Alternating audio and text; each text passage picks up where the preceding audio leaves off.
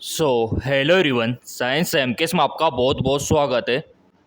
All India के सभी nursing वालों के लिए सेंट्रल लेवल की परमानेंट वैकेंसी यहाँ पर जारी हो चुकी है, जहाँ पर नर्सिंग के फ्रेशर कैंडिडेट जिन्होंने अभी कॉलेज पास आउट किया है, जिनके पास कोई भी एक्सपीरियंस नहीं है, नए विद्यार्थी भी यहाँ पे अप्लाई कर सकते हैं। बहुत ही शानदार वैकेंसी है, क्योंकि काफ़ी बार कमेंट आते हैं प्रिय विद्यार्थियों के, उनका ये कहना होता है कि सर हमारे पास कोई भी अभ्यास नहीं है, एक्सपीरियंस नहीं है, तो ऐसी वैकेंसी कौन सी है जहां पर हम अप्लाई कर सके। तो ये लीजिए, ये आ गई फ्रेशर कैंडिडेट के लिए सेंट्रल लेवल की परमानेंट वैकेंसी, जहां पर फॉर्म स्टार्ट हो चुके हैं। आज से ही, अभी से ही आप फॉर्म फिलअप कर सकते हो। ये इंग्लिश और हिंदी दोनों में पूरा का पूरा नोटिफिकेशन जारी हो चुका है। तो चलिए यहाँ पर जान लेते हैं कि फॉर्म आपको किस प्रकार से अप्लाई करना है।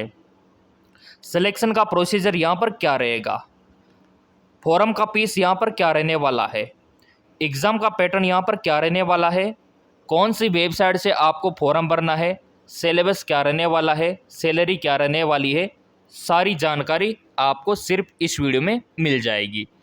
तो पोस्ट आपका है स्टाफ नर्स का, ग्रेड फर्स्ट का, ठीक है। सैलरी लेवल 7 के अकॉर्डिंग, वैकेंसी है 27 और मैक्सिमम एज लिमिट यहाँ पर 30 रखा गया है। अब देखिए, एज में आपको रिलैक्सेशन भी मिलेगा, यानी कि आरक्षण भी मिलेगा। और सबसे बड़ी बात है कि यहाँ पे नर्सिंग के अलावा भी मेडिकल फील्ड की काफ़ी सारी वैकेंसी रहने वाली है, जैसे कि फार्मासिस्ट हो गया, टेक्नीशियन हो गए, ईसीजी टेक्नीशियन हो गए, मेडिकल ऑफिसर हो गए, इनकी वैकेंसी भी रहने वाली है। हिंदी में भी आप देख सकते हो पूरा ये नोटिफिकेशन। तो चलिए इसका पूरा विज्ञापन चेकआउट यहाँ पर कर लेते हैं। ये देखिए, साफ साफ यहाँ पर मेंशन किया हुआ है कि जिन्होंने जीएनएम कर रखा है उनसे भी कोई भी एक्सपीरियंस की ज़रूरत यहाँ पर नहीं है। तो इससे बड़ी खुशी और क्या हो सकती है। अगर आप अभी कॉलेज में स्टडी कर रहे हो, अभी फाइनल ईयर में हो, तो आपके लिए भी मौका रहने वाला है। तो चलिए यहाँ पर देख लेते हैं। नर्स आपका जो ग्रुप है वो ए है, ठीक है। और अनरिजर्व्ड का यहाँ पे कितना पोस्ट है, 10 है, ओबीसी का 7 है, और एससी का 4 है, और एसटी का 2 है, और ईडब्ल्यूएस का 4 है। यहाँ पर वीएस नर्सिंग वाले फॉर्म भर सकते हैं, अगर आपके पास कोई भी एक्सपीरियंस नहीं है चलेगा। इसके बाद आता है आपका GNM, diploma in nursing midwifery. 3 साल का जो आपका ये जीएनएम कोर्स होता है, ये अगर आपने कर रखा है तो भी आप भर सकते हो। कोई भी एक्सपीरियंस यहाँ पर नहीं मांगा गया है। और एनी स्टेट, ये देखिए, किसी भी राज्य के नर्सिंग विद्यार्थी इसको भर सकते हैं, चाहे वो राजस्थान के हो, मध्य प्रदेश के हो, यूपी बिहार, आप कहीं के भी हो, क्योंकि ये सेंट्रल लेवल की शानदार वैकेंसी है परमानेंट। अब यहाँ पर आप नीचे देखोगे तो आप बोलोगे सर ये 3 ईयर एक्सपीरियंस क्या है। तो देखिए, ये है नर्सिंग, जो नर्सिंग असिस्टेंट होते हैं, जैसा कि आर्मी में आपने देखा होगा काफ़ी सारे असिस्टेंट होते हैं, या फिर नर्सिंग का जो सर्टिफिकेट कोर्स होता है जैसे कि एएनएम, ठीक है। तो यहाँ पे नर्सिंग का अगर आपने सर्टिफिकेट कर रखा है तो उनसे मांगा गया है यहाँ पे एक्सपीरियंस। बाकी जेएनएम वालों से कोई भी एक्सपीरियंस यहाँ पर नहीं मांगा है, देखो। और बीएस नर्सिंग वाले से कोई भी एक्सपीरियंस यहाँ पर नहीं मांगा है। विदाउट एक्सपीरियंस आप फॉर्म भर सकते हो। बाकी जो नर्सिंग का एक सर्टिफिकेट कोर्स होता है 1.5 साल का, उनसे मांगा गया है, तो इनसे तो कोई मतलब है नहीं। बाकी अधिकतर हमारी ऑडियंस बीएस नर्सिंग और जीएनएम और एएनएम की है। क्लियर। अब बढ़ते एज लिमिट की ओर। तो कम से कम एज लिमिट आपका 18 साल होना चाहिए, और अधिकतम यहाँ पर देखो 30 साल मेंशन कर रखा है। और सैलरी वही आपकी 7वें वेतन के अकॉर्डिंग आपको मिलेगी। तो ये नर्सिंग का पोस्ट। और अगला है साइंटिफिक असिस्टेंट का, इसी प्रकार सेम वही है, एजुकेशन क्वालिफिकेशन क्या रहने वाला है, वैकेंसी कितनी है। और इसी प्रकार फार्मासिस्ट का आप देख सकते हो 14 पोस्ट है ना। डिप्लोमा डिग्री होना चाहिए। अगर आपका कोई रिलेटिव है तो बता देना उनको कि परमानेंट वैकेंसी आ गई फार्मासिस्ट की भी, पैरामेडिकल की भी, टेक्नीशियन की भी, देख लो आप, शानदार वैकेंसी है। तो अगर आपके कमेंट आएंगे तो इनके ऊपर भी स्पेशल हम वीडियो बना देंगे।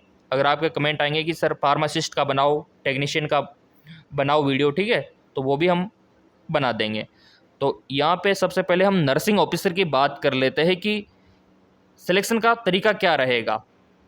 तो यहाँ पर देखो, 3 स्टेप में आपका यहाँ पर सिलेक्शन का मेथड रहने वाला है। अब यहाँ पर सिलेक्शन का मेथड 3 स्टेप में रहेगा। तो पहला स्टेप क्या है, आपका प्री एग्ज़ाम होगा, ठीक है, आपका प्री एग्ज़ाम होगा, फिर मेंस एडवांस जिसको आप बोलते हो, फिर स्किल टेस्ट। ये 3 स्टेप आपका रहने वाला है।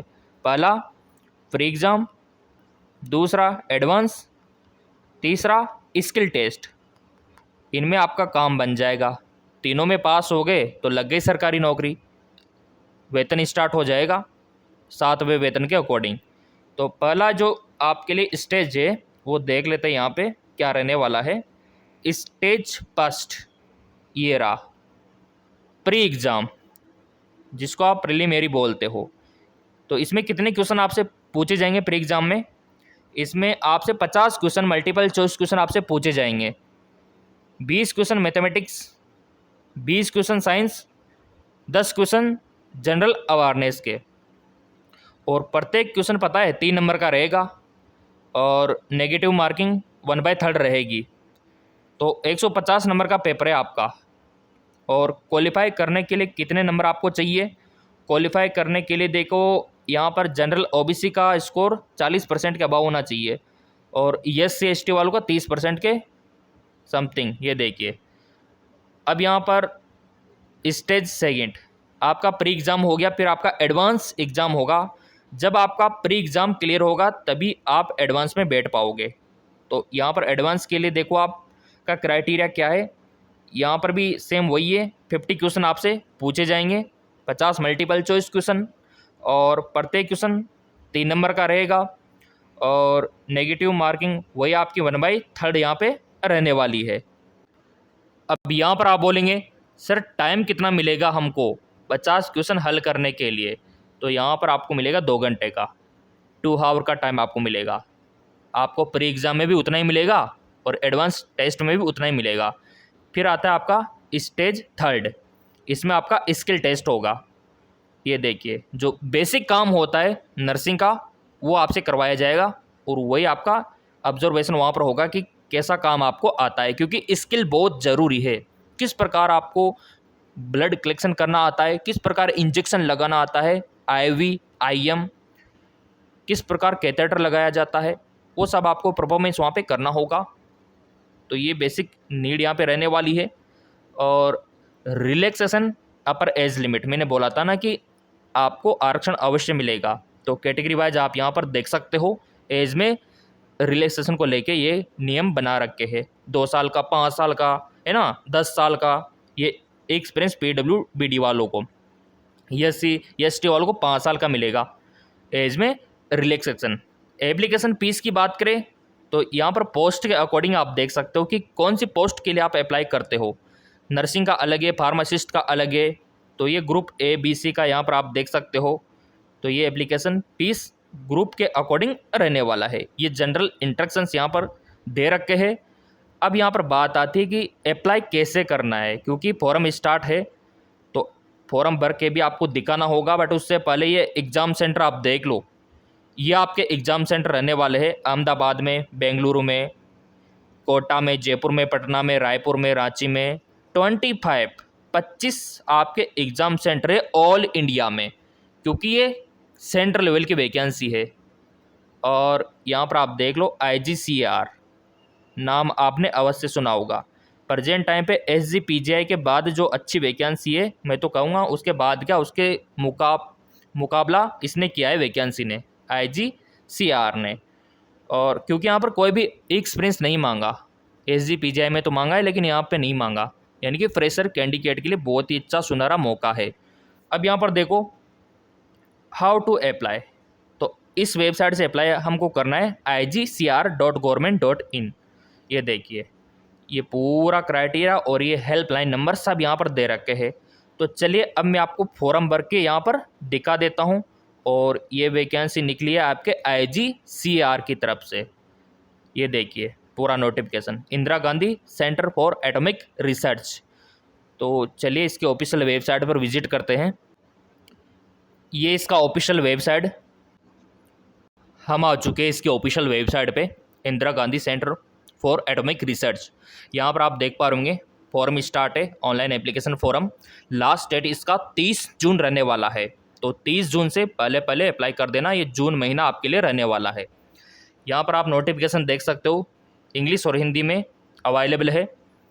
अब अप्लाई कैसे हमको करना है, क्या क्या डॉक्यूमेंट्स की नीड आपको रहने वाली है, 10वीं 12वीं का मार्कशीट, नर्सिंग का डिग्री डिप्लोमा, ठीक है, और पासपोर्ट साइज़ का फोटोग्राफ, सिग्नेचर स्कैन किए हुए, और आपका आईडी।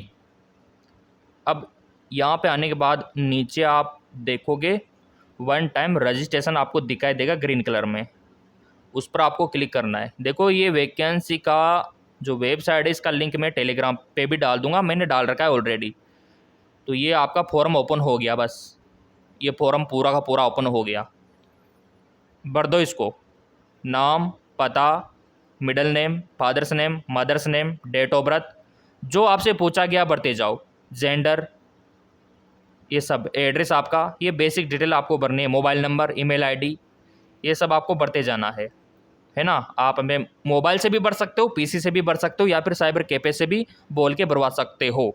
बाकी मैंने आपको बता दिया, शानदार वैकेंसी है फ्रेशर कैंडिडेट के लिए। मन में कोई डाउट रह गया हो फिर भी तो बता दिया करो आप कमेंट करके। बाकी देखो टेलीग्राम जिन्होंने फॉलो कर रखा होगा उनको तो यहाँ पे लिंक भी मिल गया, SGPJ वाली वैकेंसी का भी और IGCR वाली वैकेंसी, दोनों परमानेंट वैकेंसी है, दोनों शानदार वैकेंसी आपके लिए रहने वाली है। और चैनल सब्सक्राइब कर रखा होगा तो ऐसी वैकेंसी आपके लिए लेकर हमेशा आते रहेंगे।